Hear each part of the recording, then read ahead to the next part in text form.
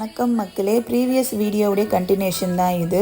வாசலில் விளக்கேற்றுறதுக்கு முன்னாடியே நான் வந்து கிச்சன் மேடை ஃபுல்லாக க்ளீன் பண்ணி அங்கே வந்து மாக்கோலம் போட்டு மஞ்சள் குங்குமம் வச்சு அலங்காரம் பண்ணிட்டேன்.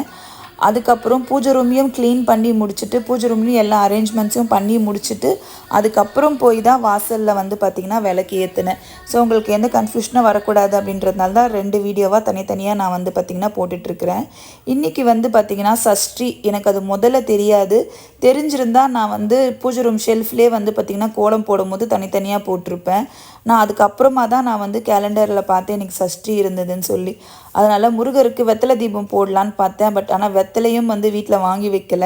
அதனால தான் பிளேட்டில் ஸ்டார் கோலம் போட்டு சரவணபவன் போட்டு முருகருக்காக ஒரு 6 விளக்கு வந்து பார்த்திங்கன்னா நான் ஏற்றிருந்தேன். அது மட்டும் இல்லாமல் வழக்கமாக ஏற்றுற பிரம்ம முகூர்த்த விளக்கையும் ஏற்றிருந்தேன். இன்றைக்கி சாமிக்கு பிரசாதமாக மாதுளமும் பேச்சும்பழமும் வச்சு 5 மணிக்கெல்லாம்